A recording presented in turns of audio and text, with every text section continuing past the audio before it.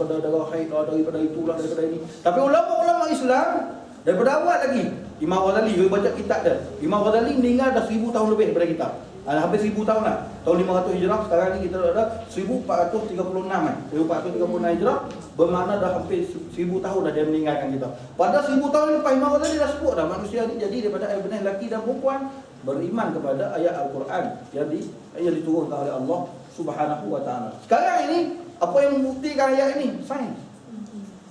Dan Allah Ta'ala sebut dalam Quran, was-sama'i wat-tariq, wa ma adraka mat-tariq, an-najmu ats-tsaqib. Demi langit dan juga demi yang mengetuk-ketuk pintu langit. Tuk, tuk, tuk, tuk, tuk. Ketuk pintu langit. Orang dulu baca ayat ni apa benda lah ayat ni, tak faham.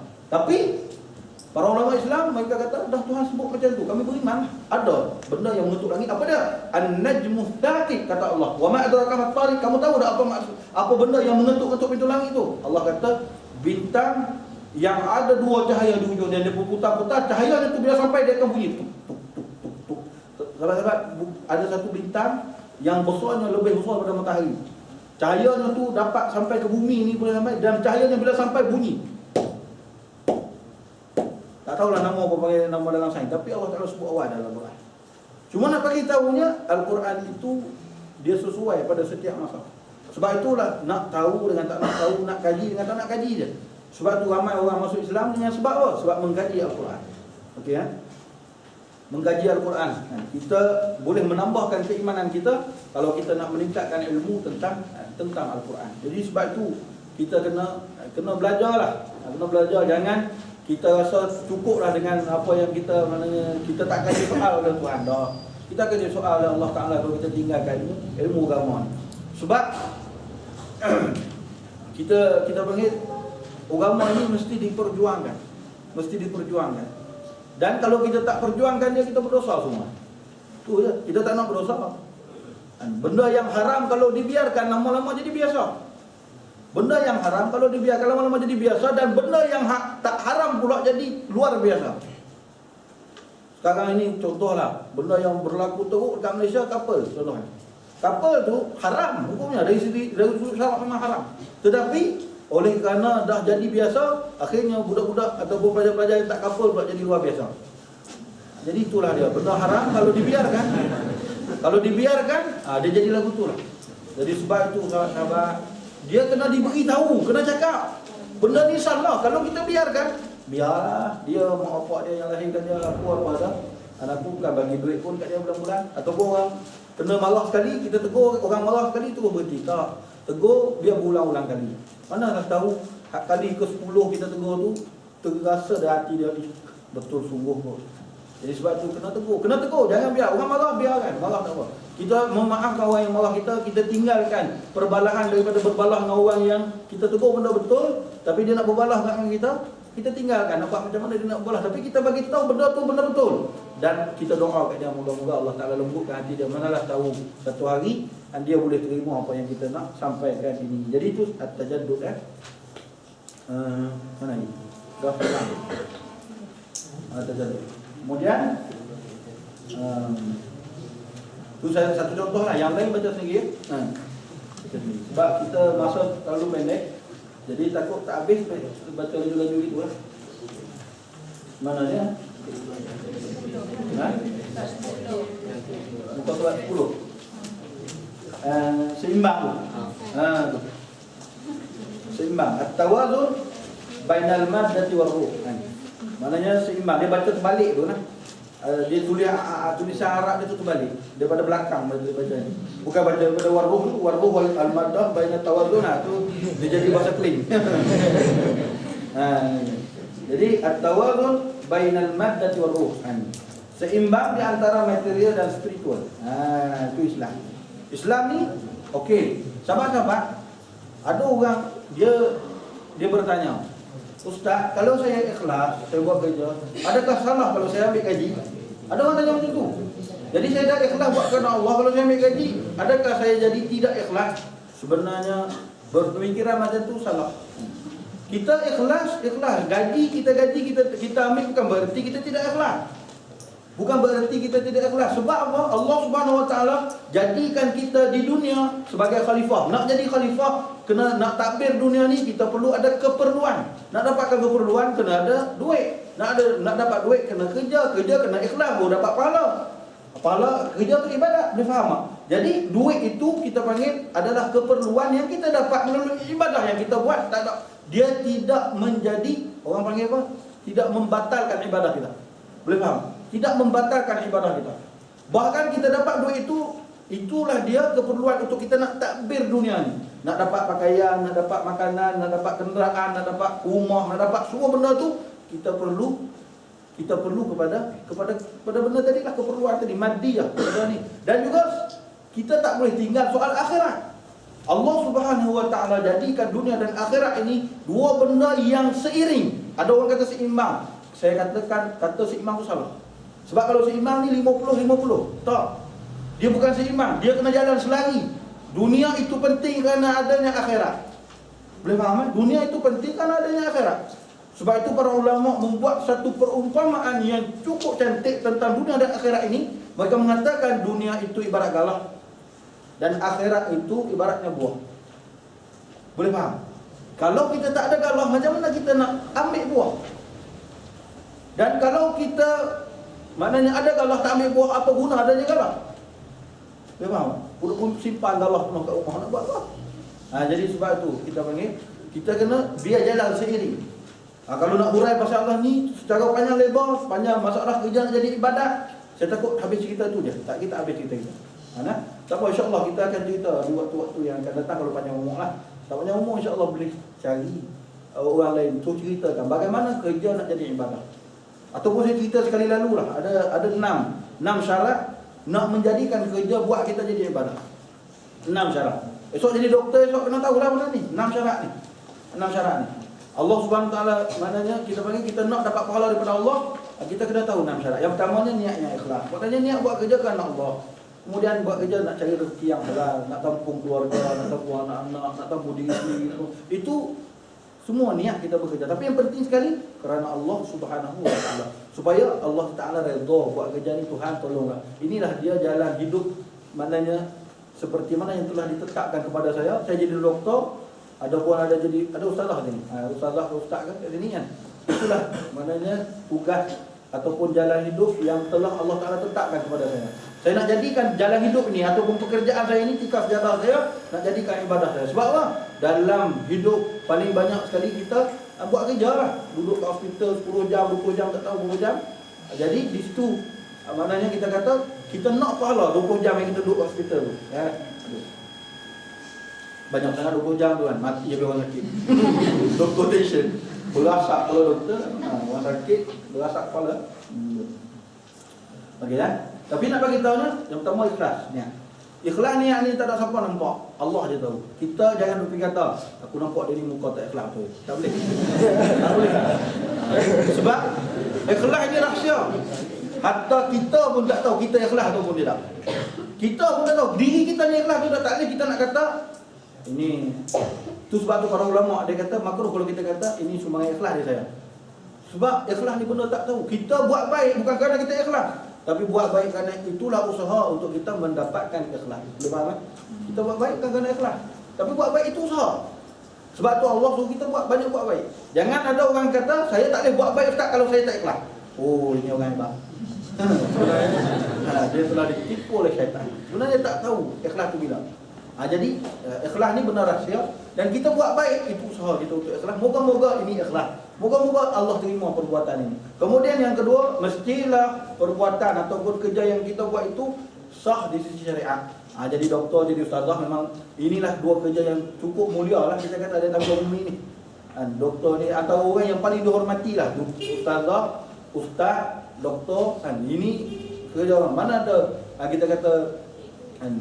kita kata doktor ni kan, kalau kita kata dia cucuk orang pun tak ada siapa marah. Kalau saja-saja kita pergi cucuk orang, bukan doktor, mengamuk orang tu, apa hal cucuk aku kan. Tapi doktor tak ada, cucuk lah, tak apa, tak kena urat pun. Kita kata kan, bagi lagi.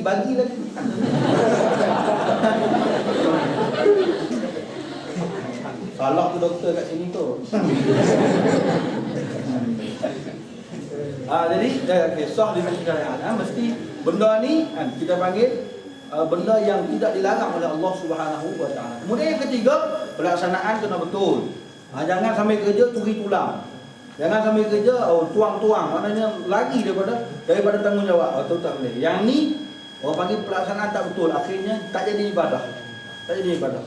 Waktu kerja duk main Facebook, waktu kerja duk main game lagi kan. Duk main apa? Yang game laptop hari ni. Gota lah. Itulah handicraft. Handicraft tu selalu orang post dekat Facebook ajak main ni. Saya baik malu kat orang tidak main lah.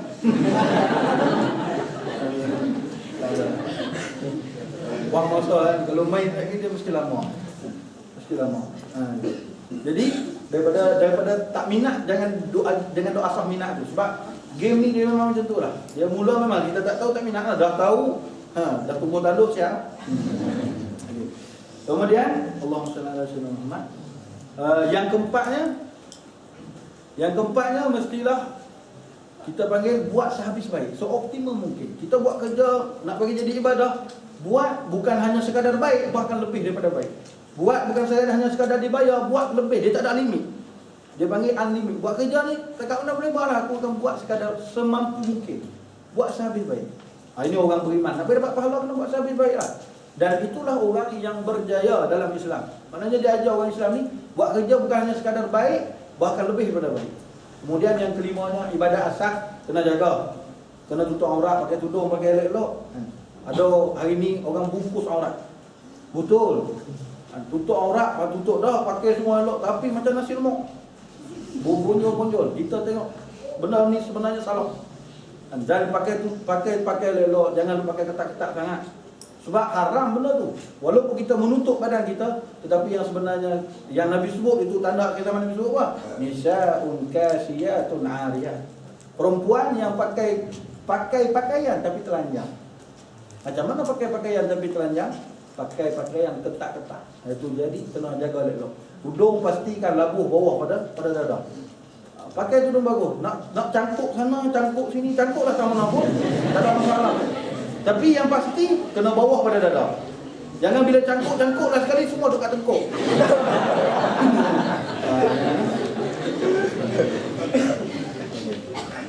Okey tu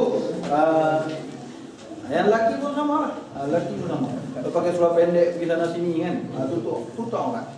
Tutup aurat ya. Sama lah. Ibadat asas yang lain lah. Ibadat asasnya pada sembahyang, puasa, zakat, haji, tutup aurat, amar makruf, nahi mungkar, semua tu kita kena laksanakan. Okey, kemudian kita cakap lawak-lawak tapi sebenarnya benda tu serius. Benda tu serius Cakap lawak-lawak ni sebab petang takut ngantuk. Kemudian yang seterusnya wal mujtama', at-tawazun bainal maslahah al-fardhi wal mujtama'. Apa cara baca terbalik ke?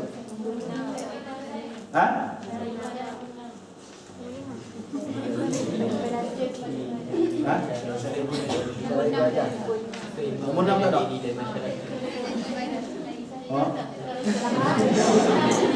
Seimbang di antara kepulauan individu dan masyarakat tu.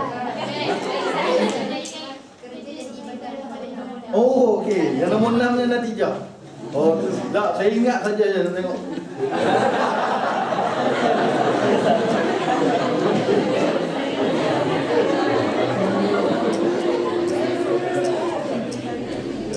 Yang keenamnya dia ada natijah dia panggil.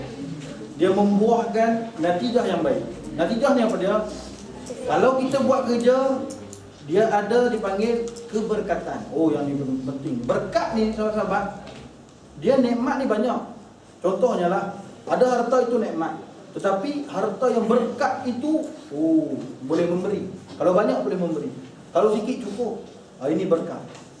Anak itu nikmat, anak yang soleh itu berkat. Rumah itu nikmat, tapi rumah yang disebut baiti jannati, rumahku syurgaku, itu nikmat. Itu berkat. Jadi maknanya kalau kita masuk dalam rumah, walaupun rumah besar kan, tak guna. Kalau katil isteri kat sana, katil kita kat ujung, tak guna. Duduk-duduk kan, lawan mengai. Tak boleh. Yang tu kahwin sok faham lah.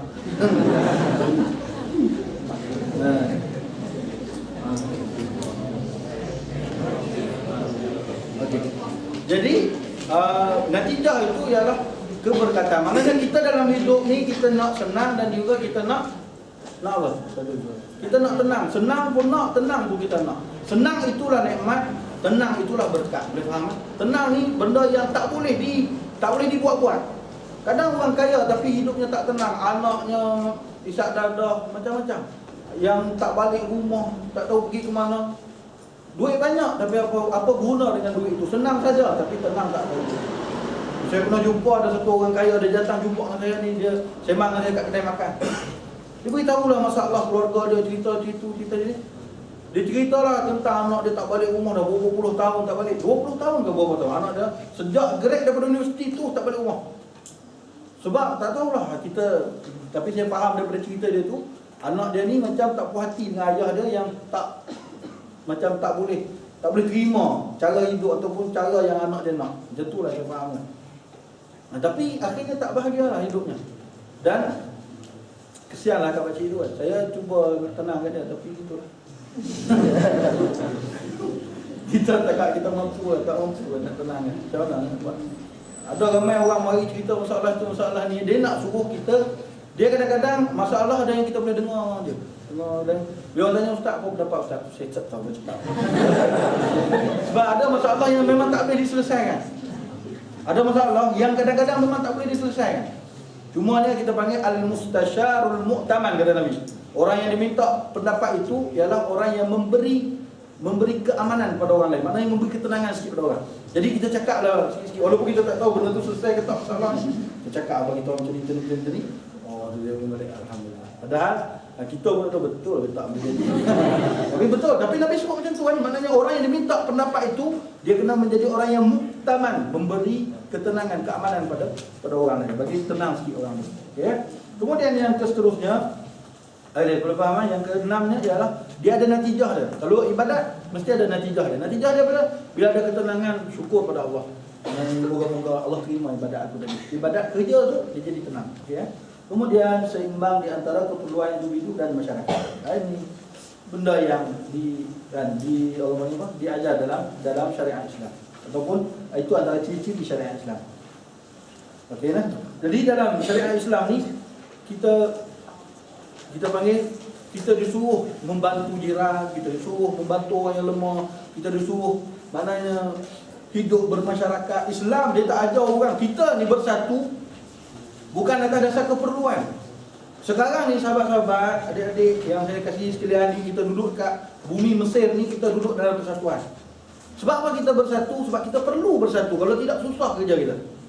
Tapi sebenarnya Islam dia bukan ajar kita hanya perlu bersatu, tapi itulah tuntutan kepada kita untuk kita lakukan. Sebenarnya kita dituntut bersatu. Kalau kita bersatu atas dasar tuntutan, Allahu Akbar, pahala kita dapat. Tuntutan sebab apa? Allah yang suruh kita bersatu. Kita sayang kawan kita kerana Allah yang suruh sayang dia. Kita tegur sahabat kita, kita tolong dia, kita buat macam-macam baik kepada dia, Allah yang suruh buat. Allahu Akbar. Itulah dia ajaran Islam. Ajaran Islam ni ajaran yang maknanya kita panggil menjaga individu dan juga menjaga mujtama', menjaga masyarakat. Kalau kita betul amalkan Islam, kita tak akan jadi porak-poranda macam hari ini. Kalau kita tengok orang-orang bukan Islam yang ada dekat Malaysia, mereka bersatu di bawah persatuan. Mereka perlu bersatu sebab mereka hidup di negara orang. Dan mereka datang daripada tanah asing dan akhirnya mereka jadi rakyat pun, tapi mereka tak ada hak-hak yang istimewa. Mereka banyak cabaran dalam hidup mereka. Jadi mereka perlu bersatu. Kita pula orang Melayu, orang Islam yang dukkan kita tak bersatu pun di atas dasar tuntutan Islam. Pergi semayang jemaah pun malas. Kurang-kurangnya tanda kita bersatu di atas dasar tuntutan ialah kita pergi menunaikan ibadah solat dekat masjid. Kurang-kurangnya kita semayang berjemaah di masjid. Itu adalah tuntutan daripada syariat Islam. Jadi kalau perkara tu pun kita tak jaga, kita tak tunaikan, Allahu Akbar. Macam mana kita nak menyeimbangkan di antara keperluan individu dan juga masyarakat. Itu. Dan yang seterusnya mudah, ringan dan rasional. Ini Islam. Islam ni agama yang mudah, al-yusru, dan juga ringan, al-basatah, dan juga rasional dan makul. Al-makuliyah. Islam itu agama yang mudah, tetapi jangan kita buat mudah. Mudah itu mudah untuk diamalkan. Dia bukan mudah untuk dibahaskan. Ustaz habiskan fasa satu saja pun.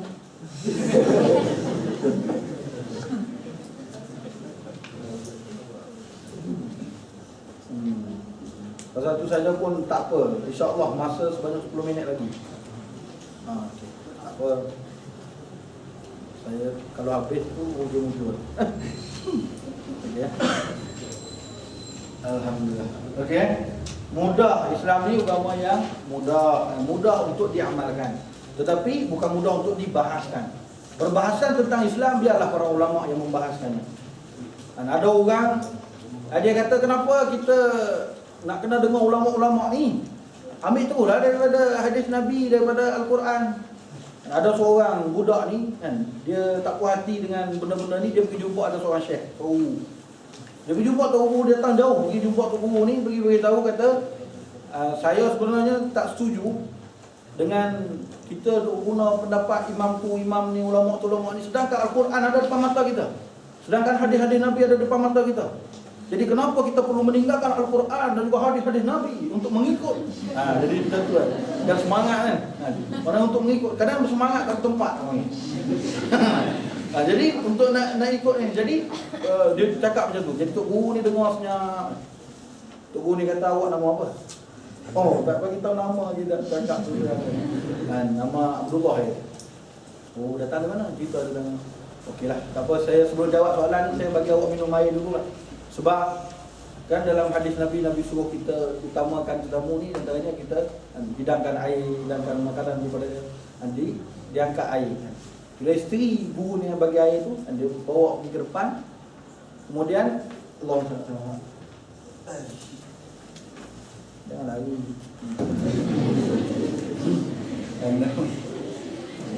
Jadi bila mana air itu dihidangkan, jadi budak ni dia ambil lah, Tunggu kata silakan minum. Dia pun ambil air itu dalam jug tu, dia turun buah dalam cawan. Tunggu kata minum tu dah daripada jug tu. Lepas tu dia senyap, tak boleh minum tu daripada jug. Dia kata itulah jawapan pada soalan awak. Apa jawapannya? Jawapannya ialah Al-Quran dan juga sunnah Nabi itu ibarat air yang duduk dalam jug yang besar ni. Kita nak minum terus pun tak boleh. Jadi hak dicedok oleh para ulama tu air daripada bekas yang sama. Cuma kita bagi bekas yang kecil mudah kita nak minum. Boleh faham kan? Jadi kita tak ada kemampuan. Jadi jawapan yang cukup indah. Kita dengar tu apa? Kan?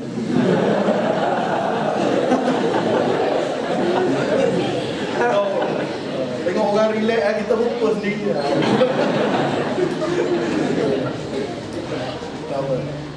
Tahu tak? Tapi macam tu lah kita. Kemudian yang seterusnya menyempurna dan melengkapi dan menguasai. Itu agama Islam. Syariat Islam adalah syariat pelengkap pada syariat-syariat sebelumnya. Yang merangkumi segala suruhan yang dibawa oleh Nabi-Nabi terdahulu dan segala syariatnya menyeluruh ke seluruh dunia. Jadi itu syariat Islam. Sebelum tu Allah Subhanahu Wa Taala mengutuskan para rasul untuk umat-umat yang tertentu. Maknanya setiap rasul ada umatnya.